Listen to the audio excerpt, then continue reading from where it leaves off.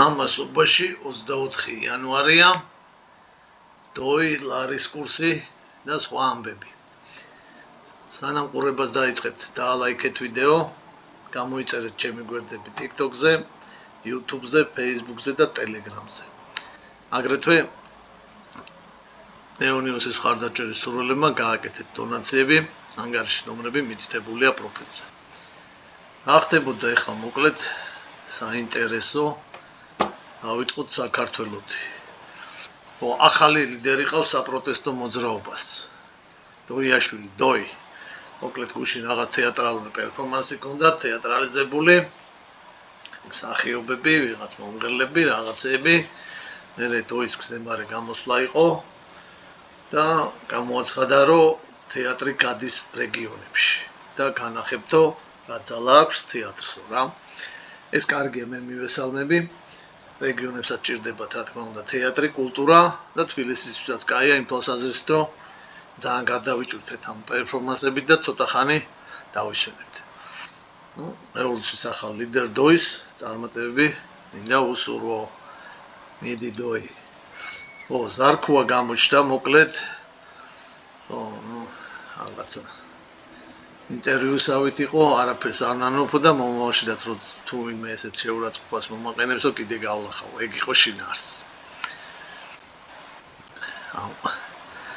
ყველაფრის, ხო. ლარი უფასურდება, ეკონომიკაში ეგ სიახლე გვაქვს.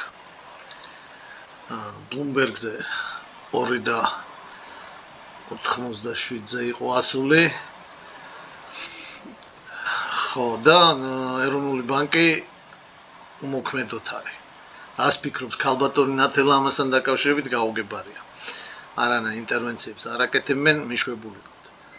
ვფიქრობ მთავრობას აწყობს ეს და ბიუჯეტის შევსებისთვის ჭირდებათ ლარის გაუფასურება და 3-დან 0-ზე სანამ არავა ესეთი პირი უჩანს, რომ არაფერსაც არ იზავენ. ეს რა თქმა უნდა ინფლაციურ პროცესებს გააძლიერებს და რაღაცები გაძვირდებოდა. ხო, ისე ოქტომბერში არჩევნებია, მაინც უნდა გავიწყდებათ. კოცებო. ხო, კიდე ეკონომიკის თვალსაზრისით რა იყო საინტერესო. სტადიონის აშენებას დაგვირდა კობახიძე. ახალ სტადიონს აგიშენებთო თბილისშიო. 70,000 მაყურებელზე იქნება გათვლილი, რაღაც სუპერ-პუპერ სტადიონი იქნება. მარტო სტადიონი არ იქნება, რაღაც მთელი კომპლექსი იქნება, ეგ საგამოფენო სივრცეებით და რაღაცეებით.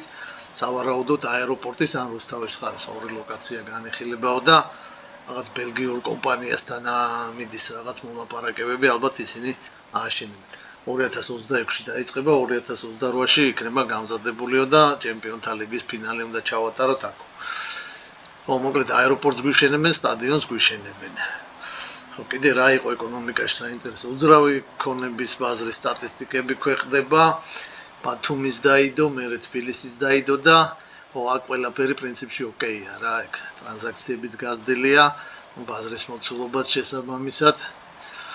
ხო, მოკლედ ბინები იყიდება რავი. დაიქცა ქვეყანაო, მაგრამ უძრავ ქონებას დიდულობს ხალხი. ხო, კიდე საინტერესო საქართველოს ეკონომიკისთვის მე ჩემი აზრით ინფორმაცია გავცელდა რუსეთიდან. რუსებმა გამოაცხადეს, რომ რუსული პლიაჟები შავ ზღვაზე 2026 წლამდე იქნება გამოუსადეგარი. თუ გახსოვთ, ქერჩის სრუტეში გემი ჩაეძირათ რუსებს, მაზუთით დატვირთული და იმ მაზუთმა შავ ზღვაში ჩავიდა და დინებებმა აქეთ მხარეს წამოიღო ნოვოროსიისკისკენ ეს ანაპა, კელენჯიკის, სოჩა და დაბინძურდა პლიაჟები და 2026 წლამდე გაწმენდას ვერ მოახერხებდა. ხო, ეს იმ თვალსაზრისით არის კარგი ჩვენთვის, რომ რაღაც რუსი ტურისტების რაოდენობა ჩვენ კურორტებზე, საზღვაო კურორტებზე სავარაუდოდ გაიზრდება რა. ხო, ეხლა სამყაროში რა ხდებოდა ისეთი საინტერესო, ტრამპი ისევ ტრამპობდა, ხო? გუშინ დავდე კიდევაც ინფორმაცია იქ დავოსის ფორუმზე ქონდა ჩართვა და მე ღამე ხელი მოაწერა ამერიკის პრეზიდენტ ჯონ ფიცჯერალდ კენედის ყველობის რაღაცა დოკუმენტების გასაჯაროებას იქ. Რაღაც დოკუმენტების ნაწილი დღემდე იყო გრიფით საიდუმლო და ფართო საზოგადოებამ არ იცოდა რა და როგორ იყო. ეხლა ეს დოკუმენტები გასაჯაროვდება და თუ რამე საიდუმლო ისინი ამ საქმეში ყველაფერს ნათელი მოეფინება. აგრეთვე რაღაც ისეთი განცხადება ქონდა ზელენსკის მიმართ, ასე ვთქვათ, არასახარბიელო ზელენსკისთვის.